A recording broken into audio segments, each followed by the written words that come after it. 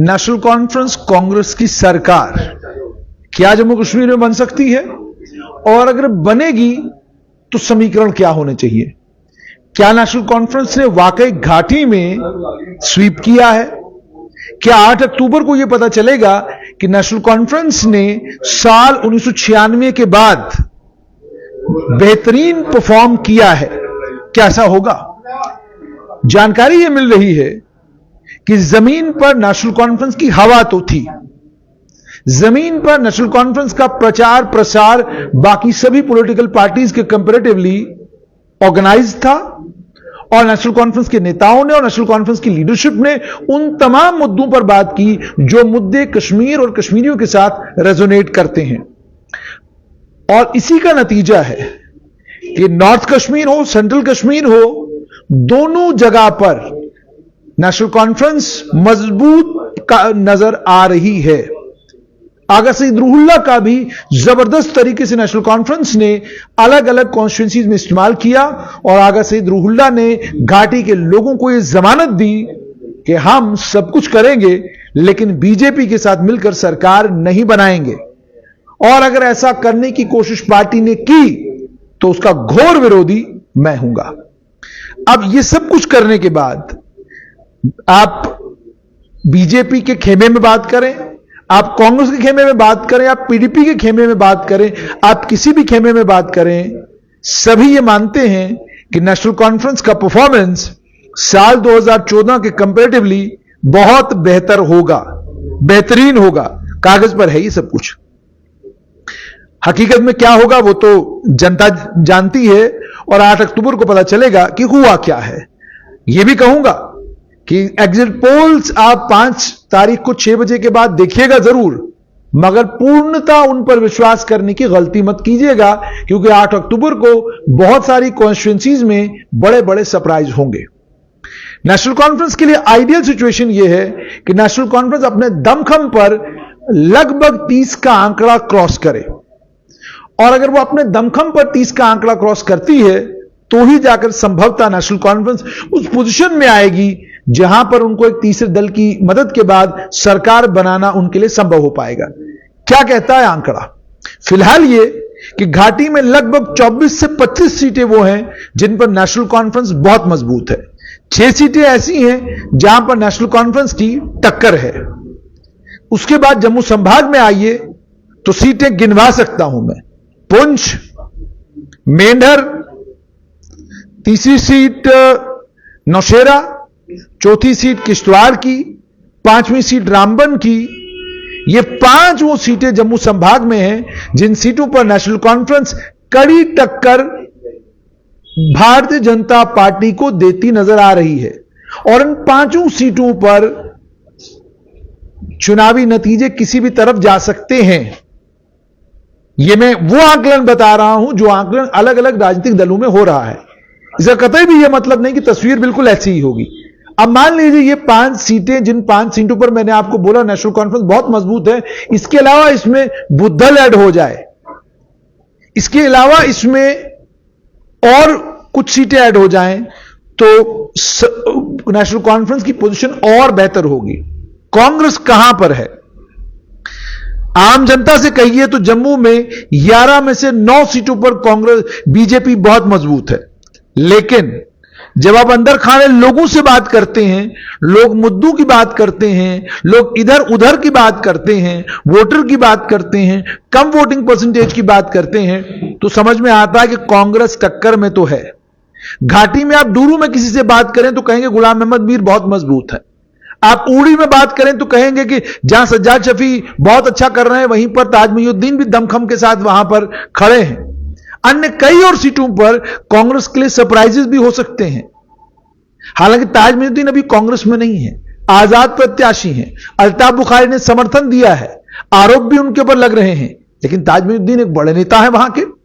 चुनाव के नतीजों के बाद कहां जाएंगे वो तो नतीजों के बाद पता चलेगा।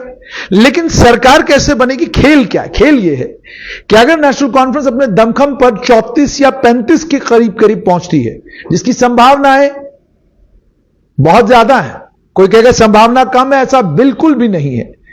किसी गलतफहमी में कोई राजनीतिक दल न रहे कि नेशनल कॉन्फ्रेंस फिर से 20, 21, 22 के करीब करीब ना, कोई भी हवा चली हो, किसी भी तरीके से मौसम कहीं भी गया हो, national conference cadre based party है और नेशनल कॉन्फ्रेंस एक सेंटिमेंट को उभारने में घाटी में कामयाब हुई है। इंजीनियर रशीद कुछ सरप्राइज कर दें और बारामुल्ला में जिस तरीके से पिछली बार उन्होंने चुनाव जीता था, इस तरह का कोई समीकरण नया बनाएं तो मैं कह नहीं सकता, लेकिन जमीनी हकीकत कागज यही बता रहा है कि नेशनल कॉन्फ्रेंस मजबूत है। तो खेल यह है कि कांग्रेस 7 से 8 सीटें या 8 से 9 सीटों के ऊपर अगर जीतती है और नेशनल कॉन्फ्रेंस लगभग 30 से 35 के बीच में अगर आती है, तो फिर नेशनल कॉन्फ्रेंस कांग्रेस को आंकड़ा पूरा करने के लिए 4 से 5 लोगों की अगर जरूरत पड़ती है तो संभवतः उसमें 2 बातें संभव है। नंबर 1, सज्जाद गनी लोन, कश्मीर कश्मीरियत, उसको सामने रखते हुए वापस नेशनल कॉन्फ्रेंस को समर्थन करेंगे या नहीं करेंगे उनका फैसला है, मगर आइडियल सिचुएशन में घाटी में अपनी टीआरपी को दोबारा से जिंदा करने के लिए, घाटी में अपनी पार्टी को और मजबूत करने के लिए 2 ही रास्ते सज्जाद गनी लोन के पास। एक, विपक्ष में बैठिए और जो भी सरकार बनती है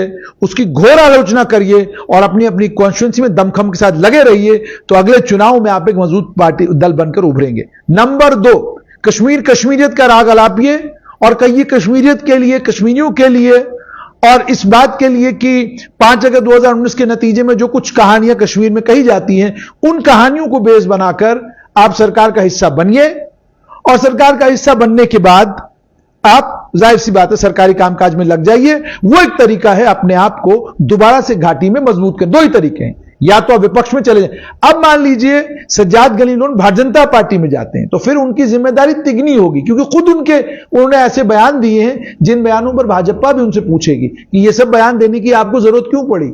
आपने प्रधानमंत्री मोदी को लेकर कुछ कहा, उस पर जो है आपके खिलाफ एक मामला भी दर्ज हो गया है। तो ये वो सारी चीजें हैं जिन चीजों के चलते सज्जाद गनी लोन के लिए धर्म संकट है कि उधर गए तो क्या होगा, इधर आए तो क्या हुआ। हालांकि जैसा आप जानते हैं पहले भी वो बीजेपी के साथ रहे हैं, उसके बावजूद, और वो 2 कॉन्स्टिट्यूंसी से चुनाव लड़ रहे हैं। वो हंदवाड़ा से भी प्रत्याशी हैं और वो एक और कॉन्स्टिट्यूंसी से प्रत्याशी, 2 जगह से चुनाव लड़ रहे हैं। तो उसके बाद पीडीपी, अब जाहिर सी बात है पीडीपी को लेकर अभी भी डर और खौफ इस बात का है कि 8 लोग जीत के आए, 7 लोग जीत के आए, 9 लोग जीत के आए, पार्टी में रहेंगे कि नहीं रहेंगे। ये तो नहीं होगा फिर से भाग जाएंगे, और अगर भाग गए तो एंटी डिफेक्शन लगेगा, या तो सबको भागना पड़ेगा। ये 1-2 भाग गए तो उनके ऊपर डिफेक्शन, एंटी डिफेक्शन लगेगा, उनके लिए परेशानी बन जाएगी। तो 8 लोग 9 लोग अगर पीडीपी के जीत कर आते तो किंग मेकर की भूमिका में आ जाएंगी महबूबा मुफ्ती।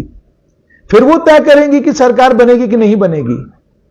मतलब अब इस समय वो परिस्थितियां नहीं है कि आप हकीम यासीन या 2-4 इंडिपेंडेंट अपने साथ जोड़कर सरकार बनाएं, ऐसा होगा नहीं, क्योंकि जितने भी घाटी में इंडिपेंडेंट जीत कर आएंगे उनको मालूम होगा कि हमारी कीमत है, हमारी कीमत है, हमारी जीत की कीमत है। तो जाहिर सी बात है वो कोई ऐसा फैसला नहीं करेंगे जिस फैसले में उनको ये लगे कि ये इजी बार्गेन हो गया, यानी हमने इसको समर्थन दे दिया, हमको तो मिला कुछ नहीं। तो जाहिर सी बात है वो ऐसा बार्गेन करने की कोशिश करेंगे जिसमें वो समर्थन दे मगर अपनी शर्तों पर दें। तो जाहिर सी बात है कोशिश पार्टियों की ये होगी कि इंडिपेंडेंट को परे किया जाए और पार्टी के साथ जो है अलायंस कर लिया जाए। उसका फायदा ये कि पार्टी की बड़ी नेता के साथ जो डिसाइड हो गया, बड़े नेता के साथ जो डिसाइड हो गया, जमीन पर वही चलेगा। ये आइडियल सिचुएशन है, लेकिन ऐसा अक्सर होता नहीं। तो अब खेल ये है कि नेशनल कॉन्फ्रेंस को अपने दमखम पर 30 को क्रॉस करना है। कांग्रेस 8 के पार जाने की उसकी संभावना ना के बराबर है, और अगर चली गई तो वो बहुत बड़ा सरप्राइज होगा। उसमें भी आपको तीसरे इंडिपेंडेंटों की जरूरत पड़ेगी, आपको पीडीपी की जरूरत पड़ेगी, बाकी घाटी के दलों की जरूरत पड़ेगी।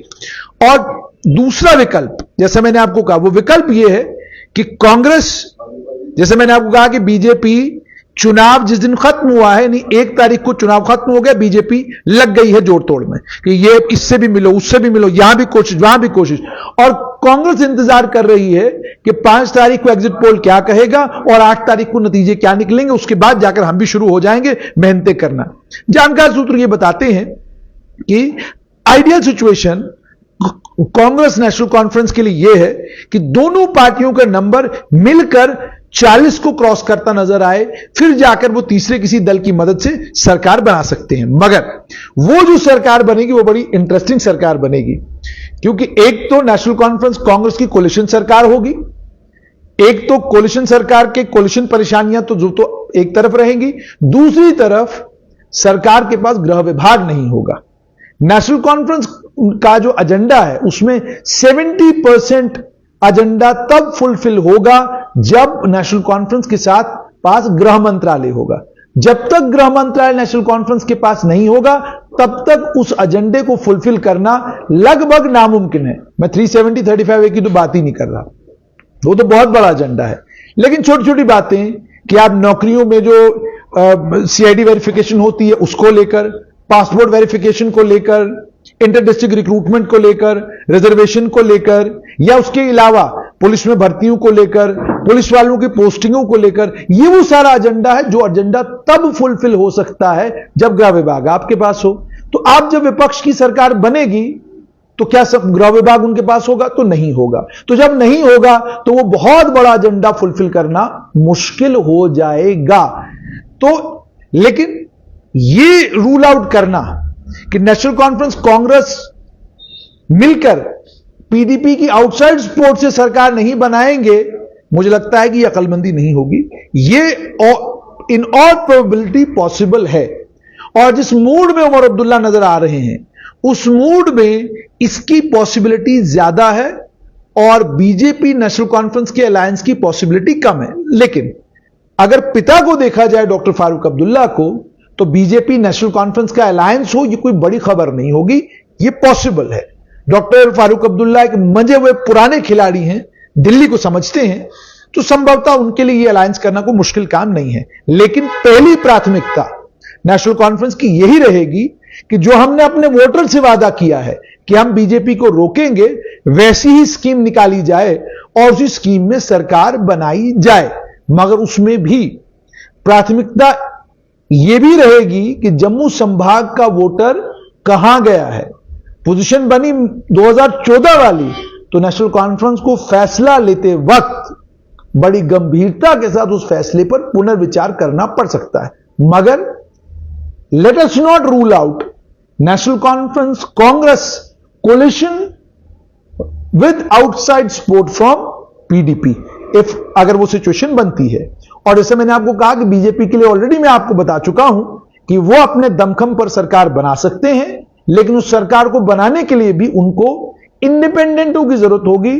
और वो प्रार्थनाएं यही कर रहे होंगे कि लगभग घाटी से 15 से 16 के करीब करीब इंडिपेंडेंट जीत के आए ताकि सरकार बनाने में आसानी हो। अब देखना यह होगा कि 8 अक्टूबर 12 बजे कांग्रेस वहीं खड़ी होगी जहां लग रहा है। नेशनल कॉन्फ्रेंस क्या वाकई 30 का आंकड़ा को पार करेगी और क्या पीडीपी किंग मेकर की भूमिका में आ पाएगी?